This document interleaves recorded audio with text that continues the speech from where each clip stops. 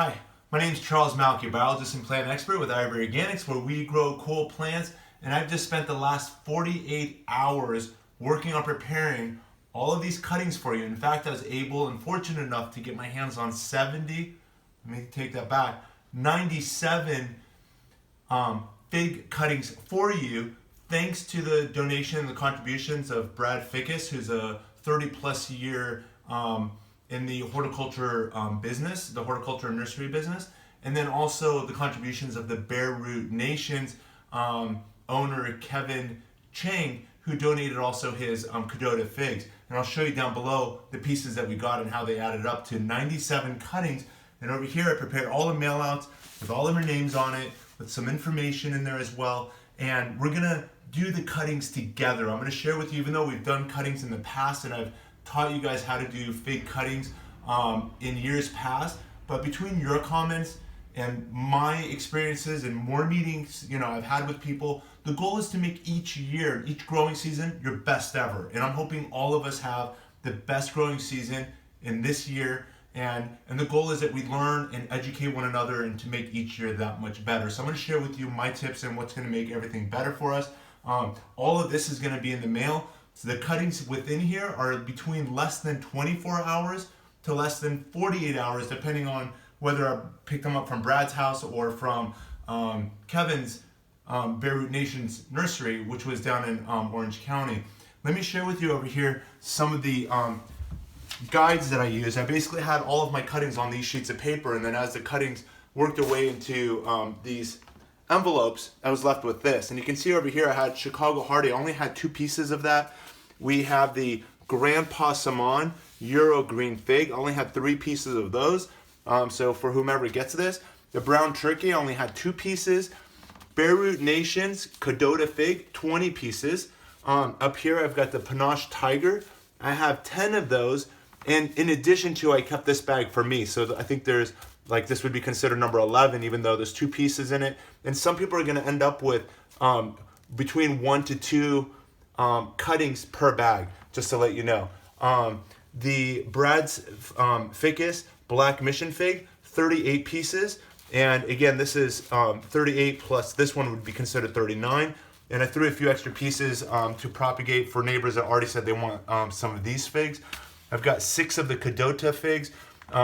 We've also identified in prior videos the Hilda, which is my mom's, Green Fig, maybe a Kadota, 13 of those, and then the Sheila's Kadota, 3 of those. And I'll put the link to how we define and explain all of those in the comments down below, as well as links towards the end of this video. But let's get outside. What we're going to do is we're going to open up these 2 bags. You can see the time, energy, and effort that went into this. If you come in a little closer, you'll see over here that I actually even put these little strips in here, so you can see that this is the Panache Tiger Fig. So if you received it, it's going to be right there, tucked away into the rubber bands. This one over here, I did the same thing. I wrote Brad Fickes Black Mission Fig, so you know where it came from and what it is. So now we're going to basically take these outside, and one of my asks, just to let you know, is you're going to notice this card that's in here which says, thanks for your order, but none of you placed an order. But my goal is I want you guys to hopefully share your results, both with me as well as the other people that are working on these Ivory Organics projects, specifically growing figs together. And it says, show us your projects using the hashtag Ivory Organic. We'd love to hear from you. And then these are all of the social media accounts that we have here.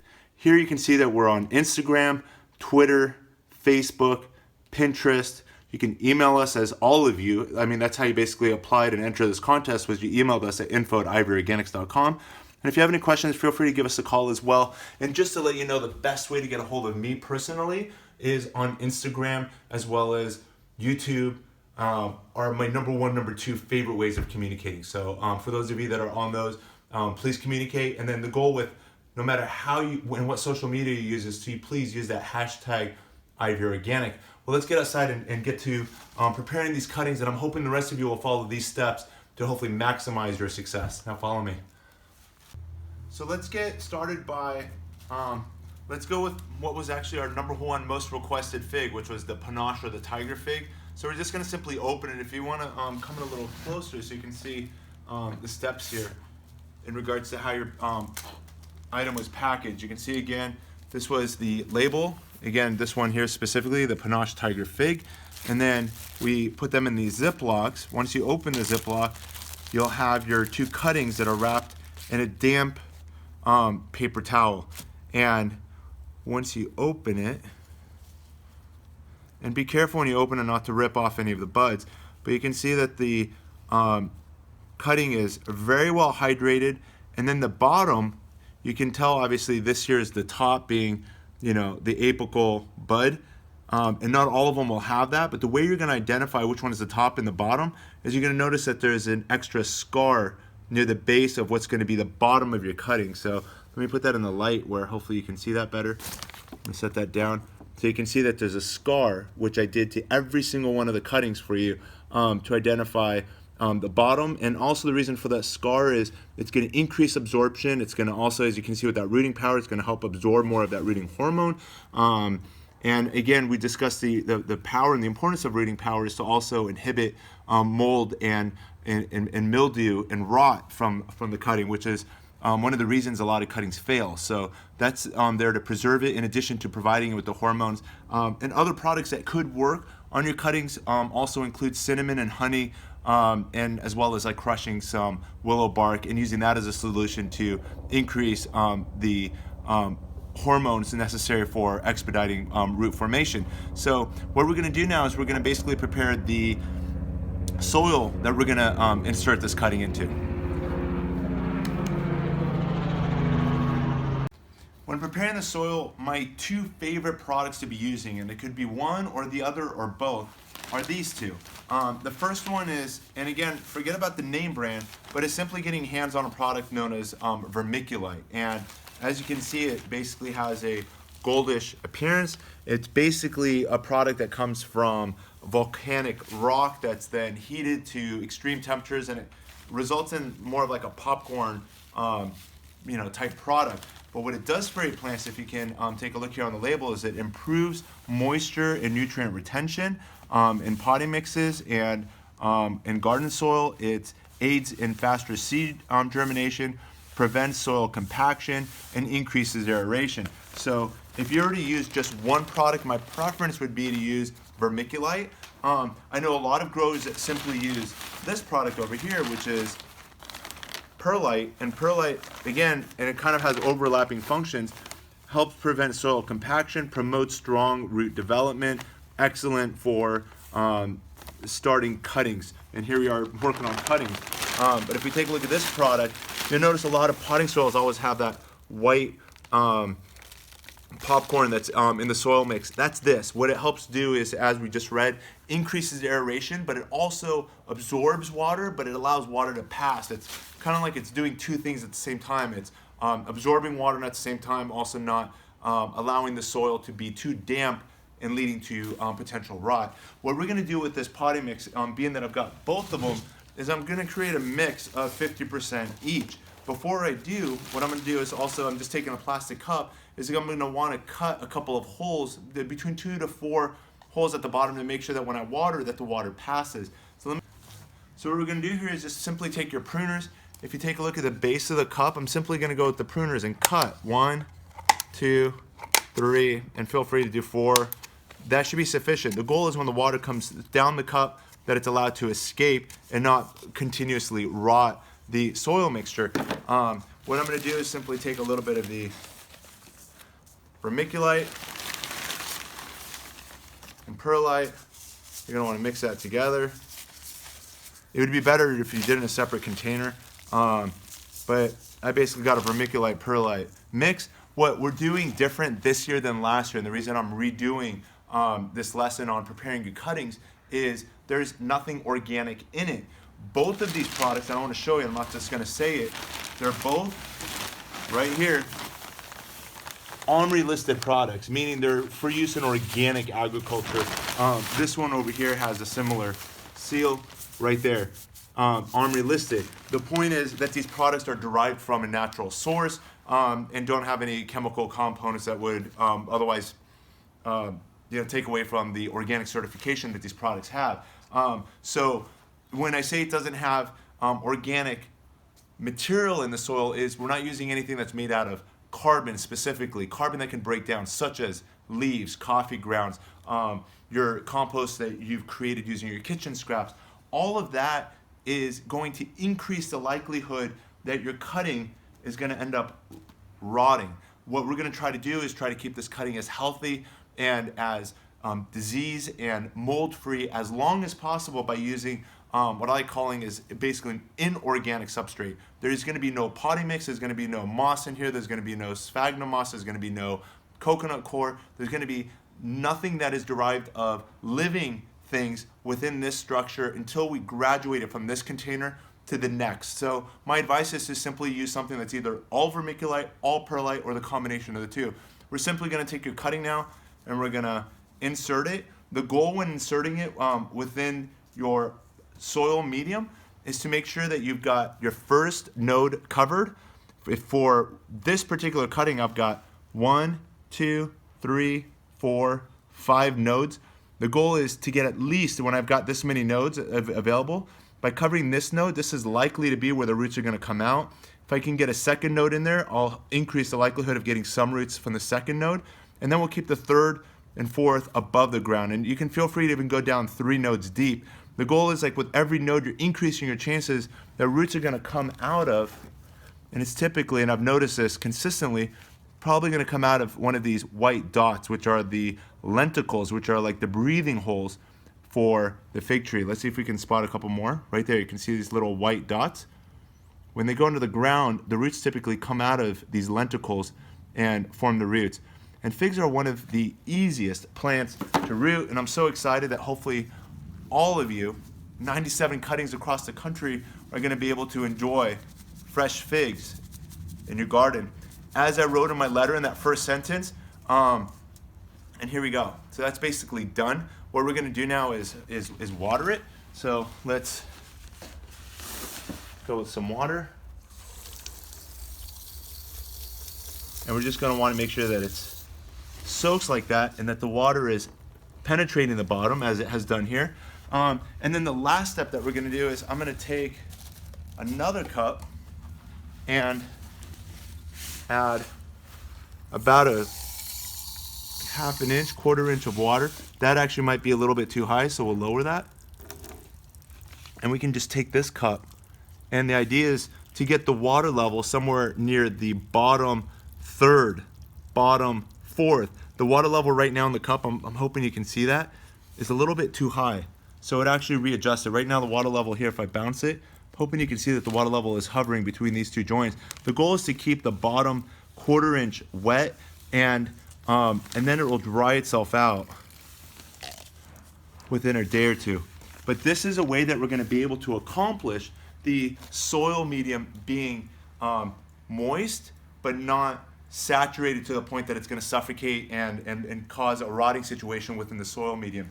And the goal is just to watch it every day. You may want to spray the surface, you may want to sprinkle it a little bit, but make sure that that water level stays really close to the bottom, like closer to like the bottom fourth, the bottom third, but not more than that. And again, going back to the letter, that first sentence that I wrote, when it comes to figs, of pretty much all the fruit trees, the fig is best enjoyed in your backyard, fresh off the tree. There's no comparison to eating figs off of your tree fresh compared to eating them store-bought. It's black and white, totally different, a completely different experience. And for those of you that know figs, you understand me, but there's a lot of you that are going to be doing this for the first time, and I truly hope you enjoy the experience of enjoying figs from your home garden. And I'm hoping year after year we're going to get to enjoy this exchange, as this is our first annual giveaway. And I was fortunate enough to get as much as 97 cuttings out to you all. But I'm hoping next year, and I'm already working on relationships where I'm going to be increasing the diversity. A few of you have already volunteered to bring me some very rare and exotic types of figs, which I'll be growing and experimenting with, and then ultimately obviously sharing with you guys. So stay tuned for those, and I'll try to feature them during the year. So if you haven't already subscribed, this is a great time to subscribe so you can stay connected to all of the other lessons that we're going to be teaching here. And one of the other things that we learned and demonstrated at the BareRoot Nation's nursery in Mission Viejo, Orange County, is pruning the fig tree. So we were able to demonstrate pruning methods on a medium-sized fig tree and the principles behind that. So that'll be one of the upcoming next videos. So for those of you looking for pruning techniques on figs, that'll be coming up shortly. So here's another cutting that I've got where it's basically cut on both ends. Again, we've got a cut on this side, we've got a cut on this side. Again, all of your cuttings have rooting powder on it, even if it's not that noticeable, but it's been basically, it's being transported, absorbing all of those rooting hormones and basically preserving that side also to be, disease and mold resistant.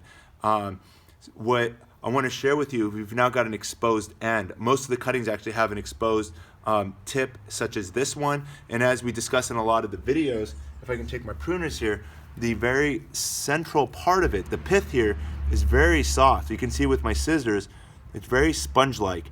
And typically outdoors, the pith will dry out very quickly, and if there's something looking to colonize within it, such as ants or beetles or termites or anything else, they're gonna see that as an opportunity to basically live within the center of your fig tree and ultimately try to work towards hollowing out and weakening the integrity of the structure of the fig tree.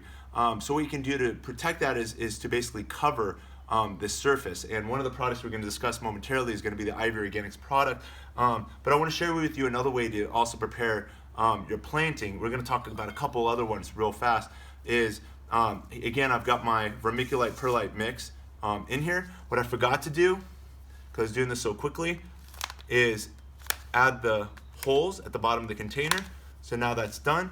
We're going to take our cutting, as we've already said before, and I'm going to reiterate, the side that actually has the scar on it, which every single one of the cuttings has a scar, that's to identify the bottom half, and that's where the roots are going to come out predominantly, more so than any other part of the fig. So make sure that goes down and that you cover at least one node. You can possibly go up to 2 nodes deep, making sure you leave at least one node and one bud above the ground. So here we are, we're just going to insert that into our soil mix, and then we can water this down. In this case, what I've done is I'm using a saucer, and what this is going to do is serve the same function as this cup over here, where we've got the water at the bottom, and that's basically going to be watering the rest of the container. I can accomplish the same thing here in the saucer. I can take this one out and do the same thing right here, and they can basically drink the water out of the saucer, and the soil mix that we've come up with between the vermiculite and perlite will absorb what it needs, and it'll release what it doesn't, will remain at the bottom. But again, make sure that you keep the water level hovering somewhere between that very bottom quarter, bottom 1/3, bottom 1/5, but try not to make sure that that water level is too high. And periodically, especially maybe in the first week, feel free to spray the surface of the soil just to make sure, the goal is, one of my practices is mimic rain. The idea that water's passing and basically hydrating the soil on the way down, which is what the cutting and what the fig and what would be happening typically in nature. Another concept which I've seen a lot of people successfully doing, and it's all in line with all the things that we're doing, is if you happen to have a container such as this. This one here obviously had Christmas ornaments in it before, but what we'll do is you can actually take this entire system and put it within a plastic container.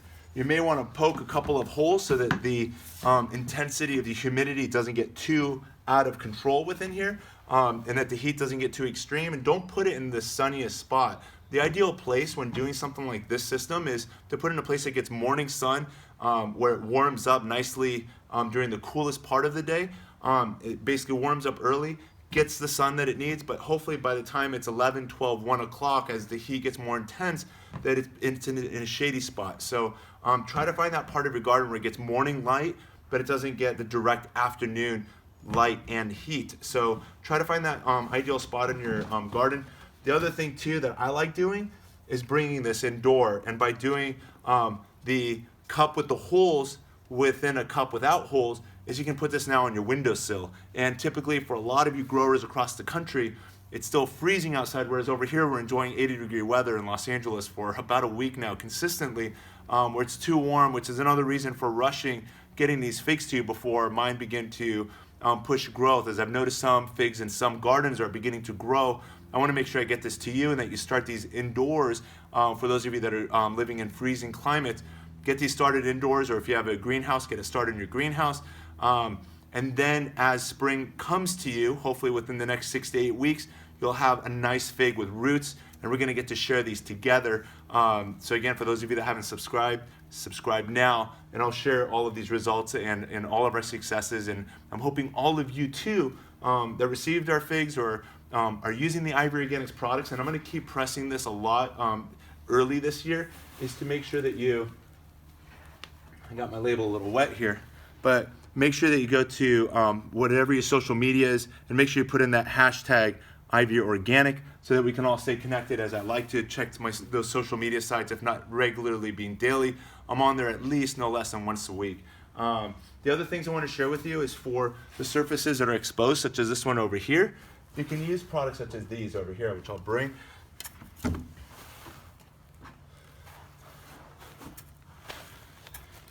So I've got this product over here, which is the Ivory Organics 3-in-1 Plant Guard Protection against damaging sunburn, insects, and rodents. Also registered material for use in organic agriculture for the color white. The colors brown and green are still pending. The benefits are protection against newly installed plants and trees, shields, prune, and damaged surfaces.